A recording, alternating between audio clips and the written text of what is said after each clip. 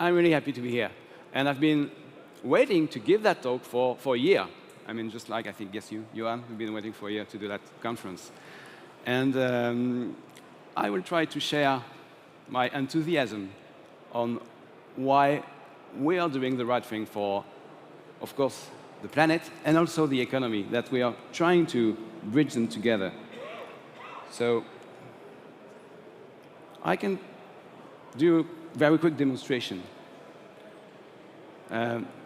which says that more money to our ecosystem, more LoRaWAN revenues, mean that we save overall more resources. And the proof of that is very simple. We know that most of our deployments are business to business. And even when we address customers, we sometimes don't address them directly, maybe through insurances. And it's always B2B deployments which address existing products or process. It's never a new product. So it's about optimizing what exists already. And then, since it's business to business, it's not a mood, it's not a mode. There needs to be return on investment. You're talking to a buyer from a business. Therefore, there needs to be ROI on money. And since we are saving stuff for that person who's adopting LoRaWAN, we're saving resources for him. So that means, thanks to LoRaWAN, we make the same products or services with much fewer resources. So I could stop here. I think that's enough of a demonstration. But when I realized that, this came to me. Like, wait, am I just saying that technology is going to save the world? Like all of the people like that do greenwashing? We also always know that whenever there's an efficiency gain in a machine or in a system, there is this so-called rebound effect, which completely annihilates, if not worse, increases the resource consumption. So I'm going to address that also. And last, well, maybe in a LoRaWAN product, there is gray energy. So maybe we win dollars, but we don't, the CO2 balance sheet does not work. So we need to do the computation. I did the computation. I'm going to share one with you. So first of all, greenwashing. So I believe greenwashing is, my definition of that is that we are stuck in an alternative, in a false alternative between technology is going to save the world and technology is not going to save the world. We cannot save the world with technology. We have to save the world by reducing our consumption. And on one side, you end up with, you have to increase production growth, increase efficiency, and so on, and it's not going to work out. And on the other side, on the usage side, well, you need to degrow, and degrow is the only way forward, because the track record of technology is pollution and so on. And I think that false alternative is, well, that's my definition of greenwashing. And what's going to happen, and how we're going to really save the world, well, improve the planet, oh yeah, so that's the issue with technology saving the world is you need to find another planet, and we know people are already doing that. And the problem with reduction of usage is that you need to change the definition of wealth. And changing the definition of wealth might be OK for us from the developed countries, but good luck to explain that wealth needs a new definition in the developing countries. So what we need to do is to optimize the world. And this starts already. For instance, with CO2 accounting, CO2 tax rebates, etc. And what is very important to understand is that the product mix is important in our overall way of using resources. Not every euro of gross domestic production, is not created equal when it comes to resources consumption. So by changing the product mix, we can optimize the world, keep the economy up, and reduce our resources. So maybe that's a bit meta. I will give more examples, which are actual. So more sensors and networks with LoRaWAN, they will trigger less energy, reduced waste, well, fewer resources consumption, fewer goods, machine build or rebuild because they are not broken, because we're doing predictive maintenance, etc. And of course, we can preserve nature. So examples with actual numbers. When you deploy, that's an example from France. When you deploy a smart meter for water, you typically improve the water efficiency by 8%. It means that instead of this 24% of water which is wasted or not built, you reduce that number from 24 to 16. So that's a huge amount of water. And then you have a financial ROI. Of course, the nature ROI is instantaneous because you're saving water, fresh water that you've produced. But the financial ROI is 4.5 years just on the saving of water. Also, if you measure your water consumption, you can reduce it. And it's typical in mankind that our horizon of what we can do more or less is around 30%. If you're doing a lot of effort, you can be 30% more, more optimized, more efficient as a person or as a company for given resources. It's also true in the other way around. Your horizon of being richer is often not much higher than 30%. So that's that range of horizon. And as soon as you measure yourself, you can reduce your consumption by around 30%. And we have data points for that. There was a good webinar from the LoRa Alliance, which said that. It's still online. You can watch it. Forest fire prevention, of course, directly protects the forest, directly saves CO2. But more than that, it maintains the forest cycle. So the CO2 that you're not burning into the air, you also make the trees grow faster because it's a safer forest. And last, on forest fire prevention, the forests which have been planted for CO2 compensation, well, you want to protect them more. And actually, this forest are monetized already, so you can monetize the way you protect them. Cold chain monitoring can really improve our food safety. Sorry, around 600 million people fall ill every year from contaminated food. And such contaminated food, the main reason is lack of constant cold chain. 1/3 of the food is lost or wasted worldwide. In developed countries, most of that, 40% of that 1/3 is in retail. So again, maybe cold chain monitoring and a different way to retail food. But in developing countries, 40% of that 1/3 of lost food is lost right after the crop. So the food is produced, stored somewhere, and for some reason, maybe bad pest control, bad monitoring of the food, well, 40% of the produced food is lost. So of course, sensors can solve that. And you all know these examples of protecting the wildlife, protecting the rhinos, protecting the elephants. So there's no business model yet for that, but I hope that maybe the metaverse, I mean, digital twinning the wildlife, maybe is a way to monetize that. So now I'm going to talk about the rebound effect. So let's define it. The rebound effect is when you make a machine more efficient, and that's well known since the first industrial revolution.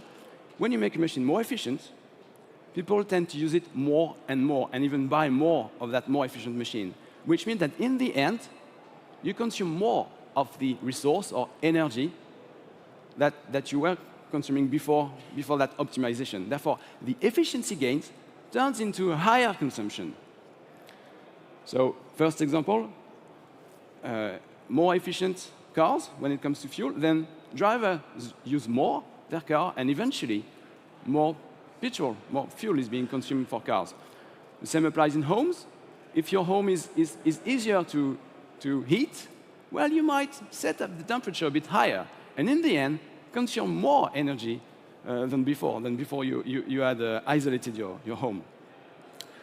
And another example is with in the telecom sector is 5G. So per transmitted bit, 5G is going to be much more efficient energy-wise than 4G or 3G.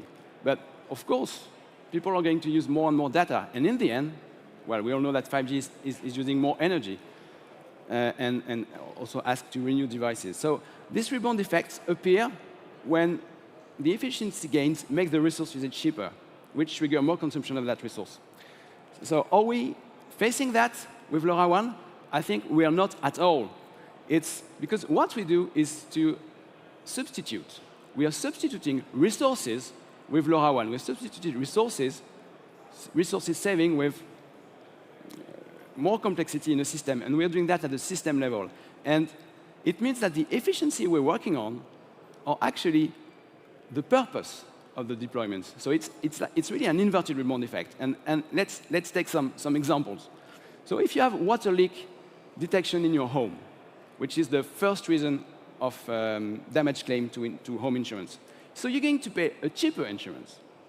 Will you buy a second insurance for that? No, of course not. You're just going to buy a cheaper insurance, and you're going to save resources to not rebuild something that's not broken. If you think about smart parking, so it makes parking cheaper because it's better optimized. You know where to park. Are we going to see more parking space for that? No, of course not. We're going to have fewer parking space because it's going to be optimized, and the purpose is to reduce parking space and give away what was previously allocated to parking space to something else in the city, maybe a park. So with smart building, it's the same. If you monitor the temperature or the space usage, you're not going to build another building because that building is more efficient. You're actually going to have a smaller building in the end and consume less energy. You're not going to burn fuel just because you've managed to save energy on your heating in that building. So, and the last example, asset tracking. So this reduces the total cost of ownership. So if you have a bike tracker, you're not going to buy a second bike. That bike tracker will help you keep your bike and safe and stolen. So that will allow you to put more value in your bike. So now, gray energy, so CO2 balance sheet. So I've done this for one example, and I encourage you to do that for your product. You will be surprised. So every dollar of growth, every dollar of domestic product is not created equal when it comes to CO2 emissions. So for the semiconductor industry, for the industry I'm working in, the emissions are between 100 grams and 150 grams per euro of integrated circuit cells. So each time you buy a chip, which costs like, say, 2 euros, you have contributed to 200, 300 grams of CO2 in the atmosphere. And that's, yeah, we can read quick. Well, that's really different from other industries. Of course, air transportation is the worst. I'm not putting it completely on that graph because, I mean, we wouldn't see the rest of the graph. It's probably higher than 5 kilograms per euro you spend. Then comes beef meals or petrol for your car or bottled water. So hopefully you're not spending too much on bottled water, but per euro spent, it's pretty bad when it comes to CO2 emissions. Energy, electricity, and you see that in the end, a smartphone is not as bad as it sounds when it comes with that metric of how much CO2 you're putting into the air when you buy this stuff. And if you think of having a good economy and a good planet, this is the indicator you want to optimize. You want to make the economy stable, but minimize the pollution, or in that case, the CO2 emissions. So I did a fair amount of research. So there are the references, because I wanted to be sure that the IC sector was around that. It's very consistent. When you look at the fabless, the fabs, the wafer manufacturers, it's really a very stable number, around 100 grams per euro.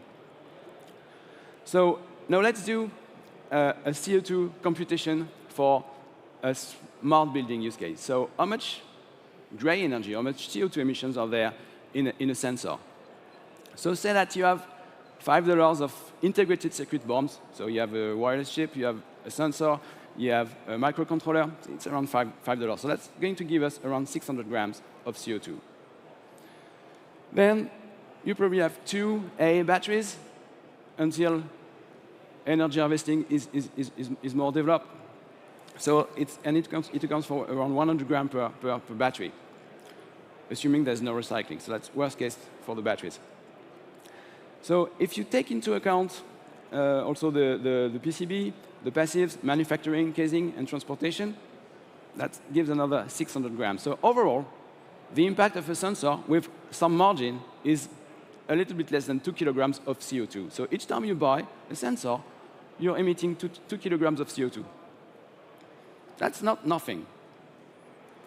But the other side of the balance sheet for a smart building, the emissions which correspond to the to running a building are massive. They are a little bit higher, well, almost twice higher in the US than they are in Europe. So in US, it's around 67 kilograms of CO2 per year per square meter. And the split is 13 kilograms from gas and the rest from electricity. And in Europe, it's lower. It's slightly higher from gas. Maybe this year it's going to be lower.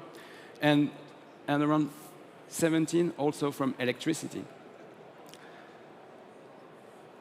So these are huge numbers. And then, if you invest 1 sensor per 10 square meter and get a return on that, so probably if you're running the building, you expect more than 5% reduction on this HVAC and lighting. But if you only get 5% efficiency gain, it means the CO2 ROI is only 20 days in the US, 40 days in Europe. So that's the CO2 you invest in the sensor and the system is paid off in a matter of weeks.